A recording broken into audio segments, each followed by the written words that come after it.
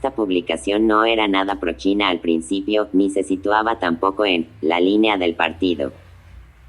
De inspiración althuseriana en el plano teórico, tomaba posiciones políticas globalmente izquierdistas y a veces hasta castrizantes.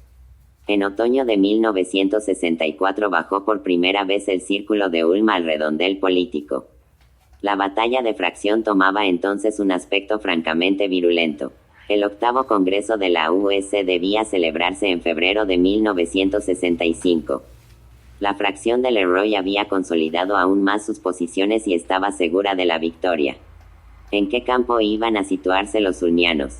Ya entonces se sabía que estaban en profundo desacuerdo con la línea del PCF. El círculo de Ulm había llevado al campo político la iniciativa althuseriana. Buscaba una orientación política que correspondiera en su rigor a la orientación teórica de Louis Althusser y creía hallarla en la línea izquierdista del Partido Comunista Chino. Por eso se vio con cierta sorpresa que los ulmianos se lanzaban a la pelea bajo la bandera revisionista de Roland Leroy. El círculo de Ulm iba a votar mociones perfectamente dentro de la línea. Sus delegados al Congreso se habían presentado para que los eligieran sobre la 24. Plataforma política de la fracción de Leroy, fiel reproducción de las tesis reformistas del PCF, y desempeñaron un papel decisivo en la reconquista de la UES por el aparato. La actitud de los ulmianos solo era paradójica en apariencia. En 1965, el partido chino todavía no daba consignas explícitas relativas a la ruptura organizativa. Y los dirigentes del círculo de Ulm todavía no habían denunciado a Althusser como autoridad académica burguesa. Compartían ciertamente entonces las concepciones althusserianas en materia de regeneración política del PCF. A pesar de sus lagunas teóricas, fundamento de su oportunismo, el PCF sigue siendo el partido de la clase obrera. Es el único que se yergue en su basamento granítico. Fuera del PCF no hay salvación. Por poco que los intelectuales comunistas desarrollen y propaguen la teoría marxista entre los cuadros obreros, el partido sacará de su base de clase la energía necesaria para su restablecimiento político. La actitud de los ulmianos corresponde punto por punto a esta concepción. Integrados en la fracción de Leroy, lucharon contra los ultrarrevisionistas del Buró Nacional y los izquierdistas del sector de letras. Esta actitud debía valerles una nutrida representación en los organismos que dirigían la UES. A la cabeza de esta, ya reconquistada, exigieron los puestos de responsabilidad que rigen la labor de educación y de propaganda. La dirección de la Comisión Nacional para la Formación Teórica y una nutrida participación en el comité de redacción del Nouveau Clarté. Efectivamente, según la óptica althusseriana, las dos palancas del restablecimiento del partido son el control de la formación y el control de la prensa. Miembros del Buró Nacional, los ulmianos se hallaban en el centro de una desgarradora contradicción. En su fuero interno, se oponían radicalmente a la línea del PCF. Pero exteriormente no podían dejar aparecer nada. En el plano político estaban atados de pies y manos. ¿Cómo formular reservas ellos, que acababan de ser electos sobre una plataforma absolutamente ortodoxa? Por otra parte, les era difícil conducirse como agentes celosos del aparato sin desacreditarse y confundirse en lo esencial con la pandilla Hermier Catala. 13. He aquí cómo resolvieron el dilema. En cuanto dirigentes de la UES, aplicarían escrupulosamente y sin rechistar las decisiones del partido, fueran cuales fueran, porque la organización estudiantil no tiene la preparación ni la práctica suficiente para juzgar las decisiones del partido de la clase obrera y no puede reivindicar ninguna autonomía política. Su papel se limita a aplicar la línea del CC Comité Central y a formar para el partido intelectuales comunistas auténticos.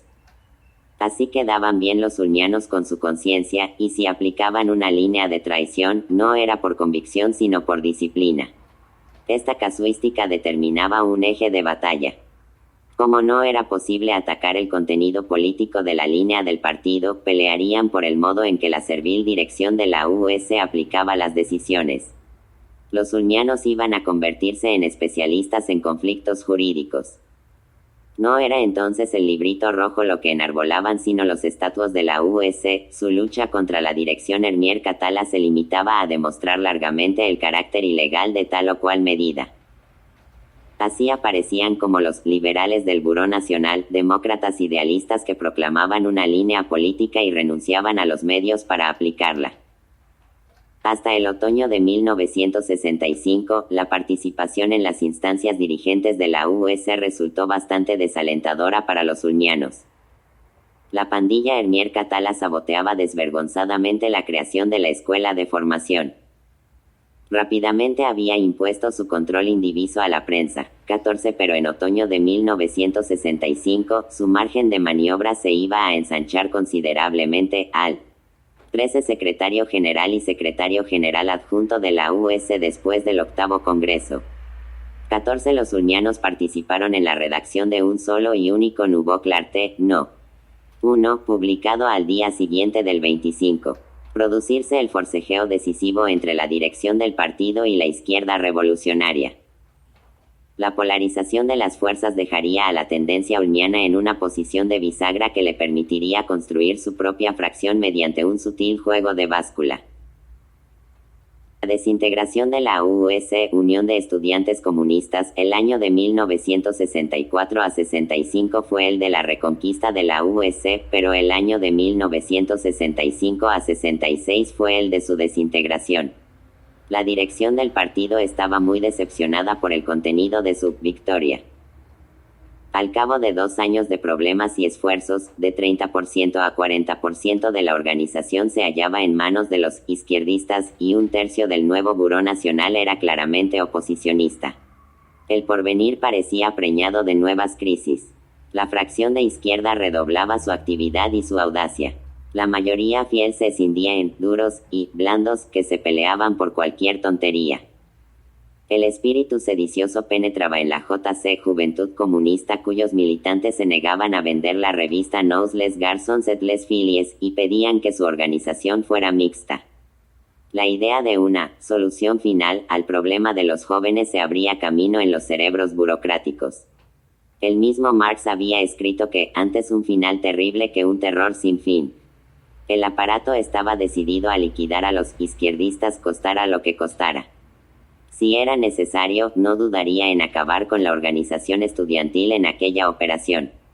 Había llegado la hora de la ruptura en el nivel organizativo. La fracción de izquierda, animada por la dirección del sector de letras de París, había llegado a su total madurez política. Se había asimilado el acervo político del marxismo revolucionario. Un cursillo nacional organizado en julio de 1965 en el pueblecito de La Chapelle-aux-Choux permitió calcular la homogeneidad política alcanzada por sus cuadros. La cuestión Mitterrand en otoño de 1965 dominaba la situación política a la llegada de las primeras elecciones presidenciales. Unas semanas antes de la elección, el PCF todavía no designaba su candidato. La posición del partido había quedado claramente definida en la resolución política, votada por unanimidad en el 17º Congreso. Los partidos de izquierda elaboran en común un programa de gobierno, y en ese caso designarían un candidato único de la izquierda sobre la base de ese programa, o bien no logran entenderse para un programa común, en cuyo caso irían los comunistas solos al combate. Desde entonces, la Unión de la Izquierda había tenido muchos avatares. Gastón de Ferre se había empeñado en arrastrar a la SFIO, sección francesa de la Internacional Obrera, a una alianza con la derecha de Lecanuet. A pesar del fracaso de la Gran Federación, la izquierda no comunista se había negado a toda discusión con el PCF con vistas a la designación de un eventual candidato único. Con la complicidad de Guy Mollet, François Mitterrand había sabido aprovechar esta situación confusa para imponer su propia candidatura. Ante el hecho consumado, el PC había convocado para fines de septiembre un cese extraordinario para definir su posición. Todo aquel que conociera su obsesión por un fracaso electoral tenía que estar seguro de cuál sería su decisión. A pesar de sus solemnes compromisos, estaba claro que la dirección seguiría los pasos de Mitterrand, quien gozaba en la clase obrera de firme impopularidad. Reincidente del parlamentarismo burgués, con una mala fama de aventurero político para colmo, lo menos que sé. Congreso. 26. Podía decir de él era que no encarnaba las aspiraciones socialistas de las masas. La adhesión sin principio del partido a su candidatura no iba a desencadenar el entusiasmo de los militantes. La decisión del CC, ilegal en virtud de los reglamentos y repugnante políticamente, ofrecía a la izquierda de la US un campo de batalla excelente. El buró del sector de letras empezó hábilmente las hostilidades. En plena sesión del CC publicó un comunicado de prensa en que denunciaba la candidatura de Mitterrand y recordaba la resolución política del 17º Congreso. Este comunicado tuvo mucha resonancia, y enviado 48 horas antes de que el CC tomara posición públicamente, era impecable en cuanto a los estatutos. No podía sancionarse de ninguna manera al sector de letras. La US de Lyon, que publicó un volante del mismo tenor después de la decisión del CC, fue disuelta inmediatamente. La izquierda revolucionaria prosiguió la batalla empeñando en la Unión una gran campaña de explicación política. Durante toda la campaña electoral multiplicó las acciones de solidaridad con la revolución vietnamita con gran enojo de la dirección del partido, que cuidaba de distraer la atención de las posiciones proamericanas de su candidato. Fiel a sus posiciones de principio, la tendencia ulmiana defendió públicamente las posiciones del CC en la campaña electoral. Sus dirigentes denunciaron una vez más a los izquierdistas antipartido. En privado, en el secreto del Buró Nacional, formularon reservas e incluso, en ausencia de 2 miembros de la fracción Hermier Catala, lograron votar una moción interna en que se exigían explicaciones políticas. Pero esa moción iba a quedar secreta, hasta la próxima reunión del Buró Nacional, donde una nueva votación restableció la mayoría seguidora. Públicamente, los dirigentes de la tendencia de Ulm hicieron campaña en favor del candidato único de la izquierda, pero se opusieron indignados a la disolución de la US de Lyon, perfectamente contraria a los estatutos. Fue en este momento cuando los ulmianos empezaron a organizarse en fracción. El ambiente de aguda crisis y de lucha hasta acabar con el adversario que se había creado en la Unión ofrecía condiciones favorables. Entre las dos fuerzas antagonistas, la fracción de izquierda y la del Buró Nacional, había una fauna de militantes desorientados y vacilantes, que repelía el estilo de la pandilla Hermier Catala, pero a la que asustaba también el radicalismo de la izquierda. Esos militantes indecisos fueron los que proporcionaron la base de masa de la tendencia ulmiana y el núcleo inicial de la futura UJCML. Después de la segunda vuelta de las elecciones presidenciales, el PCF se decidió al gran barrido. Tomando por pretexto una carta cuestionario enviada por el sector de letras a Francois Mitterrand entre las 2 vueltas, el aparato exigía la convocación de un Comité Nacional Extraordinario en enero de 1966. El resultado no ofrecía duda. Unos 50 cuadros de la fracción de izquierda se reunieron en Briançon durante las vacaciones de Navidad, en una conferencia nacional. La constitución de la JCR fue decidida en los últimos días de diciembre. Se trazó el plan de una última batalla en la USC para reunir la mejor parte de los vacilantes y preparar el terreno a la organización nueva.